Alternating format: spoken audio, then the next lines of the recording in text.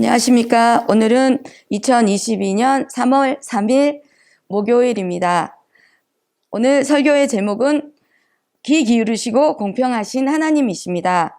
말씀은 민수기 27장입니다. 27장 말씀에 슬로보아스의 딸들이 나옵니다. 아들이 없다고 4절에 보면 어찌하여 아들이 없다고 우리 아버지의 이름이 그의 종족 중에서 삭제되리까 합니다. 이렇게 그리고 우리 아버지의 형제 중에서 우리에게 기업을 주소서라고 모세의 할아버지께 말씀을 드립니다. 근데 모세 할아버지께서는 이 말을 듣고 여자니까 안 돼. 원래 여자는 안 줘. 이것이 아니라 들어보시고 그것을 또 하나님께 아뢰입니다. 그러니까 모세 할아버지도 다른 사람의 말을 그냥 지금 모든 상황이 안 돼가 아니라 모든 것들에 대해서 공평하신 것입니다. 왜냐? 하나님께서 사랑하시는 분이시니까 하나님을 닮으셨기에 공평하신 마음으로 또 하나님께 아뢰고 하나님께서는 들어보시고 그것이 나의 욕심과 내가 지금 우리 아버지가 돌아가셨고 내가 가진 것이 다 빼앗기게 생겼어. 내 욕심으로 하는 것이 아니라 이것이 부당하다고 생각했기 때문에 모세 할아버지께 구했고 모세 할아버지께서 들어보시고 또 하나님께 구했고 하나님께서 판결을 주십니다. 지금 이것이 지금 우리가 살아가는 지금 이 시대에 저희가 지켜지는 법이라고 봤습니다. 그 11절에 나 여호와가 너 모세에게 명령한 대로 이스라엘 자손에게 판결의 구례가 되게 할지니라 라는 말씀으로 주셨습니다. 그래서 그것이 지금까지 우리에게 내려오고 있습니다. 지금 살아가는 이 모든 것들이 결국 우리는 하나님의 말씀 안에서 살아갈 수밖에 없고 하나님 말씀대로 살아가고 있는 것입니다. 23장 19절 말씀을 보면 하나님은 사람이 아니시니 거짓말을 하지 않으시고 인생이 아니시니 후회가 없으시도다. 어찌하여 그 말씀하신 바를 행하지 않으시며 하신 말씀을 실행하지 않으시랴 하십니다. 하나님은 모든 말씀을 주시고 그 말씀을 다 실행하시는 하나님. 그리고 우리 말에 귀 기울여 주시고 들어주시고 지금 이스라엘 백성을 인도하셨고 또 그 광야 생활을 시작하였고 그리고 그 광야 생활 가운데서 다시 또 가나안 땅으로 가게끔 하시기 위해서 인도하시는 이 과정 가운데서 하나님께서 주시겠다고 하는 말씀을 이루시지 않으신 것이 없습니다. 지금 27절 말씀을 보면은 모세의 후계자 여호수라고 이게 제목이 되어 있습니다. 13절 말씀에 내가 이스라엘 자손에게 준 땅을 바라보라. 본 후에는 네 형 아론이 돌아간 것 같이 너도 조상에게로 돌아가리니 이는 신광야에서 회중이 분쟁할 때 너희가 내 명령을 거역하고 그 물가에서 내 거룩함을 그들의 목전에 나타내지 아니하였음이라 말씀을 하셨고 이 내용이 민수기 20장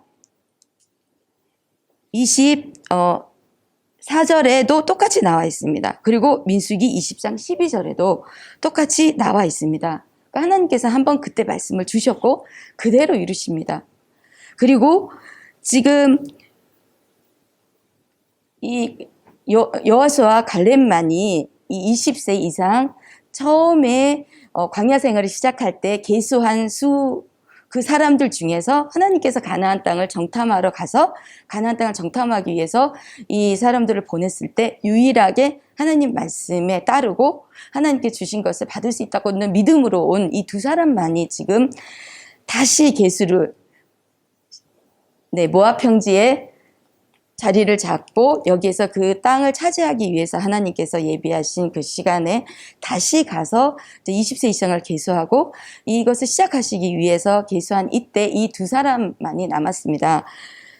그것은 하나님께서 또 주신 말씀을 이루신 것입니다. 우리가 하나님께서 말씀을 주시고 또 그 말씀을 내가 새기고 살아가지 않는다면 그 어떤 것도 이룰 수 없고 그 어떤 것도 우리가 가질 수가 없습니다. 우리가 욕심을 내서 가지기가 위해서가 아니라 하나님께서 이렇게 하라고 하셨고 우리가 그것을 이루며 나아가는 것은 하나님 이거 했습니다. 우리가 이거를 받았습니다라는 것을 모든 사람들에게 하나님 믿는 사람으로서 증거하기 위해서 우리는 살아가는 것입니다. 모든 영광을 하나님께 돌리고 하나님 믿는 사람은 어떻게 살아가는 것이고 하나님께서 주시는 것이 이러한 것들이고 내가 이것을 받아서 내 욕심으로 사는 것이 아니라 하나님을 믿는 사람은 하나님 말씀대로 살아가면 이러한 사람이 되는 것이고 또 이러한 사람으로서 누리고 살아가고 갈 수 있고 이것이 우리에게 하나님 믿는 사람의 삶입니다라는 것을 증거하기 위해서 살아가는 것입니다. 그것이 물질이 아니라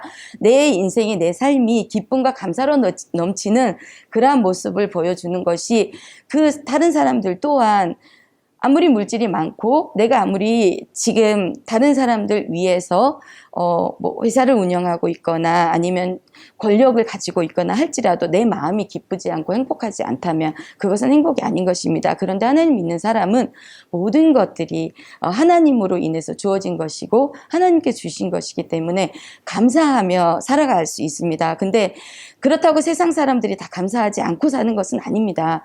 그런데 세상 사람들이 다 중에서도 감사하고 살아가는 사람이 있지만 결국은 그 나중에 내가 어떤 위치에 올랐을 때 모두들 제가 책에서 보거나 아니면은 이제 그 뉴스나 에세이 같은 것들을 보면은 결국 마지막에 우리가 그 전도서에 나오는 그 솔로몬 왕의 전도서에 나오는 허무하다라는 그런 얘기를 많이 합니다. 근데 우리는 하나님 믿는 사람은 그런 허무가 아니라 공평하신 하나님, 우리에게 주신 것들은 늘 귀 기울이시고 응답해 주신 하나님이 계시기 때문에 그것에 대해서 그 감사를 가슴에 새기고 또 해 주시는 것을 우리가 믿고 또 행하기 때문에 이로 인해서 이 모든 삶들이 우리가 기쁠 수밖에 없고 감사할 수밖에 없습니다.